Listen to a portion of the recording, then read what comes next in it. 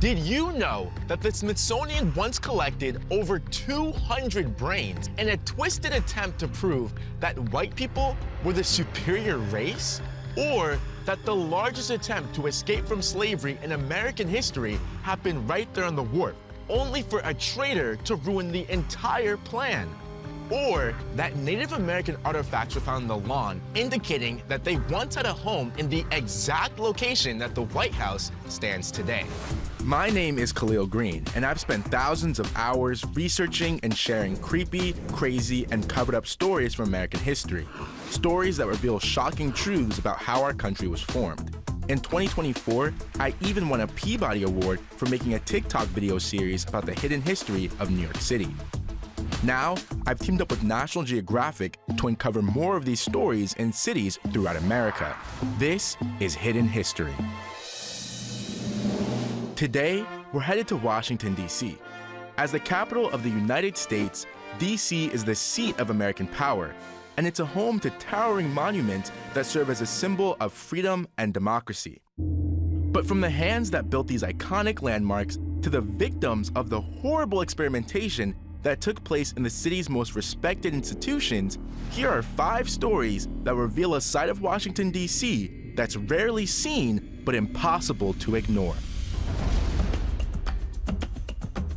Interestingly, our story starts in the 1970s with President Gerald Ford, who had a very unique way of easing his mind. Ford, an avid swimmer, once joked that 15 minutes in the pool was as good as 2 martinis. So after he moved into the White House in 1975, Ford had an outdoor swimming pool built on the White House South Lawn. But during the excavation for the pool, construction workers made an unexpected discovery in the dirt. They found over 20 prehistoric artifacts from the indigenous peoples of this area. These findings revealed that the White House was literally built on land that was once the home of Native Americans. The artifacts that were discovered at the White House were likely thousands of years old, belonging to a people who lived here long before the Europeans ever set foot on this land. All of these artifacts were linked to the Algonquian-speaking ancestors of the Native Americans that did live here at the time of European arrival, the Anacostans. The Anacostans, from who we derive the word Anacostia, were first documented by John Smith. For those of you who know, yes, that's the same John Smith who's famously associated with Pocahontas. In the early 1600s, Smith set out to map the area around the Chesapeake Bay, and he came upon the Anacostan village of Nacotchtank, which stood across from where Ronald Reagan National Airport stands today, at the current site of the Bolling Air Force Base. For a while, the Anacostans and the English maintained a relative peace, and they traded things like beaver pelts. But in 1622, that fragile peace was shattered when Englishmen from the Jamestown settlement arrived in the Nacotchtank. They raided the village and set fire to it, killing several of the Anacostan people. In retaliation for that attack, the Anacostans became hostile toward the English. The Anacostans killed many English, and they captured a young man named Henry Fleet, who they held hostage for 5 years. But as these violent skirmishes continued, the English settlers held the upper hand. By the mid-1600s, the Anacostans were devastated by ongoing warfare and diseases brought by the Europeans, causing a severe decline in their population. Many of them left to join the larger Piscataway Nation and other nearby tribes in search of safety and security. And by 1670, all of the land that once belonged to the Anacostans was granted to English planters from the Maryland and Virginia colonies. And with the complete removal of the Anacostans came the arrival of enslaved Africans. Initially, enslaved Africans were brought here to work on tobacco plantations. But as Washington, D.C. was being built, enslaved people were used to build some of the city's most iconic monuments. Enslaved Africans were forced to quarry the stone used to build the White House and to construct the building itself. And enslaved labor was integral to building both the Capitol building and very likely the Washington Monument as well. One particularly skilled black man, Philip Reed, had a hand in a number of these projects. He was instrumental in creating the Statue of Freedom that sits atop the U.S. Capitol dome, and he was enslaved by Clark Mills, the man who made this equestrian statue of Andrew Jackson. By the 19th century, DC became one of the busiest hubs of the domestic slave trade. Slave dealers, as they were called, would buy people from surrounding states, imprison them in overcrowded slave jails, and finally sell them to the Deep South when they had enough people. One of the most infamous slave jails was located not far from where I am right now, near the National Mall and the Smithsonian Air and Space Museum, and it was called the Yellow House. The Yellow House was particularly infamous because it was featured in Solomon Northup's account, 12 Years a Slave, which was later adapted into an Oscar-winning movie in 2013. Northup, a free black man, was deceived, kidnapped in Washington, D.C. in 1841, and held captive in the Yellow House. In his account, he described the horrendous conditions inside, saying, "It was like a farmer's barnyard in most respects, save it was so constructed that the outside world could never see the human cattle that were herded there." The Yellow House sat shockingly close to the U.S. Capitol building, so much so that Abraham Lincoln once remarked that he could see the slave pen from inside the Capitol. But the Yellow House wasn't the only slave pen in Washington, D.C. By one count, the city had as many slave pens as the entire state of Virginia. It wasn't until Congress passed the Compromise of 1850 that the slave trade was finally abolished in Washington, D.C. But even before that, the black population of the city didn't just sit around waiting to be freed. Many of them courageously resisted their enslavement. In 1848, 77 enslaved people came right there to the wharf in Southwest D.C. to attempt the largest escape from slavery in the history of the United States. Right on these waters, they boarded a ship called the Pearl, hoping that they would set sail to freedom. But things did not go as planned, and what could have been one of the most inspiring stories in American history quickly turned into one of the most heartbreaking. The plan to escape was hatched months prior by a group of white abolitionists and free and enslaved black people, including a man named Paul Jennings, who had once been enslaved by President James Madison. Now, the people attempting this daring escape faced incredibly dire situations. Take Ellen, for example. She was enslaved by First Lady Dolly Madison, who cruelly tore her family apart by selling Ellen's brother down south to Georgia. Now, Ellen worked at the Dolly Madison house, which is the building right behind me. And Ellen was terrified that she too would be sold and separated from her family. And she was right to be scared. Dolly Madison was actually making secret plans to sell Ellen to a slave trader. When Ellen discovered this, she ran away and hid for 5 months before making the attempt to escape on the Pearl with her mother. Other notable families in the area were also terrified that they would be separated if their owner died. They were determined to escape before it was too late. The plan was for the Pearl to travel undetected down the Potomac River, into the Chesapeake Bay, up the Delaware River, and into New Jersey. On the night of the escapees gathered their things. They crept through the city under the cover of darkness, and they nervously boarded the ship. But in the early hours of the escape, the first sign of trouble was that there was almost no wind to propel the ship forward. When the wind finally did pick up, the passengers started to sing spirituals, and those who could read aloud from the Bible. But sadly, faith alone wasn't enough to pull off the escape. By the morning, the enslavers realized that their servants were missing, and local authorities quickly formed a search party. On top of that, terrible weather rolled in, and it kept the Pearl from getting out into the bay. They were then forced to dock in Point Lookout, Maryland. To make matters even worse, there was a Judas to this story. That person was a formerly enslaved black man named Judson Diggs.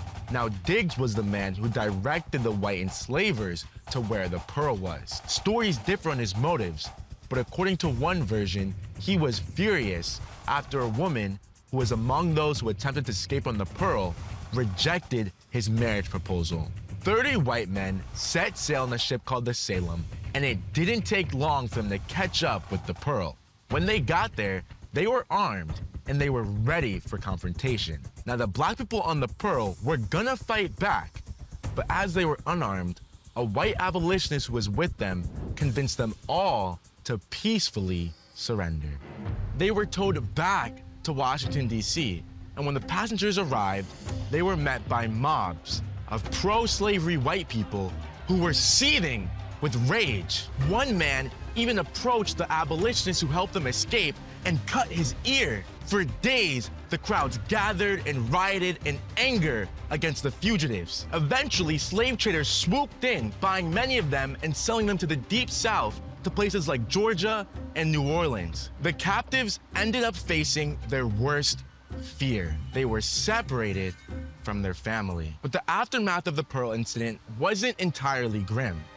Some families, like the Edmondsons, were eventually able to raise enough money to buy their freedom from Southern slave owners. And one member of that family, Emily Edmondson, later attended a school for black girls and became friends with the famous abolitionist Frederick Douglass. Perhaps even more importantly, the story of the Pearl incident fueled anti-slavery sentiment throughout the country. It also served as an inspiration for the famous novel Uncle Tom's Cabin, which was also inspired by another local legend. Have you ever heard of someone being called an Uncle Tom? For those of you who don't know, the term is a racially derogatory stereotype that refers to a black person who's seen as overly submissive to white people. The image of the docile old Uncle Tom exists in many forms of media, and it's commonly used as an insult amongst black people during political disagreements. For example, a Black Panther Party leader once accused Martin Luther King Jr. of Uncle Tomism for his refusal to endorse violent protests. The reason I bring this up is because the stereotype of Uncle Tom is based on the main character in Harriet Beecher Stowe's novel, Uncle Tom's Cabin. That novel was inspired by the real-life story of an enslaved black man named Josiah Henson, who lived right here, just outside of Washington, D.C., in Montgomery County, Maryland. But here's the thing. Henson, who's known as the original Uncle Tom, was absolutely nothing like that stereotype that was made in his image.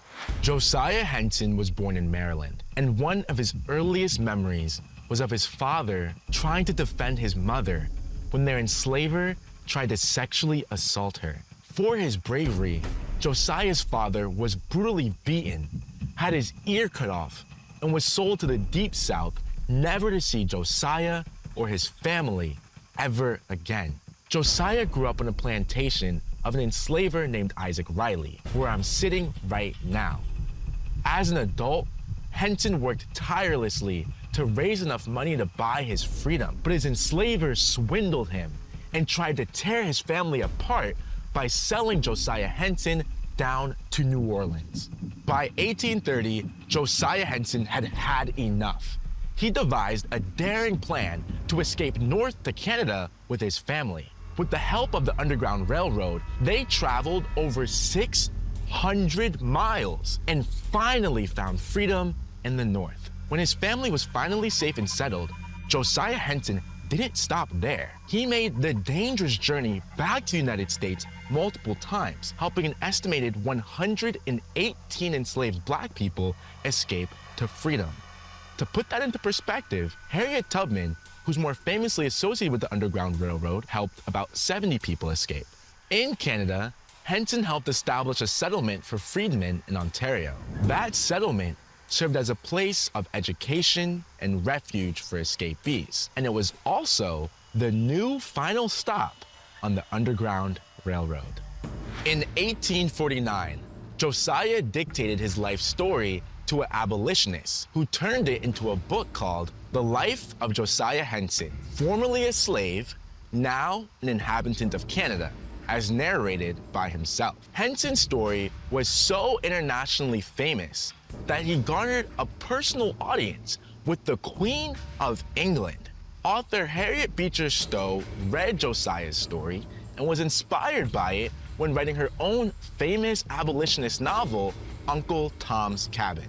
Uncle Tom's Cabin has been called the most influential book by an American author, and it was the best-selling book of the 19th century. And legend has it that Abraham Lincoln even told Harriet Beecher Stowe, "So you're the little woman who wrote the book that made this great war?" It significantly boosted the abolitionist movement. It helped spark the Civil War, which ultimately led to the end of slavery in the United States. Unfortunately, even after slavery was abolished, a racial hierarchy persisted in the United States, and it was upheld in some very disturbing ways by institutions and people that are still revered to this day. One such person was the head of the Division of Physical Anthropology at the Smithsonian, the precursor to the Museum of Natural History, which is right behind me. In that role, he curated something known as the Racial Brain Collection, which was essentially a laboratory that was filled with the brains of people of color. Meet Alois Hrdlicka. Hrdlicka was a Czech-born anthropologist who is widely regarded as the father of anthropology and who led his division at the Smithsonian from 1904 to 1943. Early on, Hrdlicka believed that humans could be divided into three categories: black, white, and yellow-brown. He aimed to subclassify even further and believed that studying human brains was the key to understanding racial differences. Now, to get the brains he wanted, he started locally. He worked with prominent people in the DC area to collect the brains of local black residents after they died. This included children and was done without consent. Over the decades, Hrdlicka expanded his collection globally, and he took body parts from indigenous peoples throughout the world, from the Philippines to Peru. In the end, he amassed over 250 brains, all in the pursuit of proving now debunked theories that white people were superior to everyone else. Hrdlicka was a longtime member of the American Eugenics Society, an organization that used scientific racism to argue for the government to instill policies that improve the gene pool through things like immigration restrictions and forced sterilizations. It wasn't until the 1940s, during the Holocaust, that the eerie similarities between these American scientists and Nazi scientists became glaringly obvious, causing American eugenics to finally begin to fall out of favor. But what's crucial to understand is that these ideas weren't just similar, they were connected. Sterilization policies in the United States, like those proposed by American eugenicist Harry Laughlin, directly inspired Nazi sterilization policies. Worse yet, one of the founders of the American Eugenics Society, that same group that Hrdlicka was a part of, wrote a book called The Passing of the Great Race. Adolf Hitler called that book his Bible. Now, although the American government has distanced itself from the horrors of Nazism and the Holocaust, the same school of thought that was promoted by our leading scientific institutions was at the root of those atrocities as well. Hrdlicka died in the 1940s, at around the same time as the decline of the American eugenics movement. But nearly 100 years later, the Smithsonian still has some of the brains and human remains in their possession. As of late 2023, the Smithsonian Museum of Natural History had only returned 5 of the brains that they had. And it wasn't until very recently that a Washington Post investigation brought the history of the racial brain collection back into the spotlight. But luckily, through advocacy, legislation, and relentless persistence, the families and descendants of those affected continue the fight to honor the victims of this horrible science project. I actually grew up in the DC area, and although I may not have known it at the time, all of this history shaped my life in the modern day. Just take a look at a map of this area. So many place names, from the Anacostia neighborhood to the Potomac River to the Chesapeake Bay, are rooted in the names of the indigenous peoples who have cared for these lands for thousands of years. And because of the life story of Josiah Henson, slavery ended when it did in the United States, paving the way for Black Americans to begin the long journey toward equality. And every single school trip I took to the Smithsonian as a young student benefited from the higher scientific standards that were fought for by those who stood against eugenics and the unethical treatment of other human beings. These stories remind us that the freedoms that we enjoy today were built on the struggles of countless individuals whose names may not grace the monuments that are found around our nation's capital, but whose legacies form the very foundation of this country. Is there another hidden story that you want us to explore or a city that you think we should visit next? If so, drop a suggestion in the comments. We're always looking for new ideas and we'll do our best to make them happen. Until then, see you in the next city.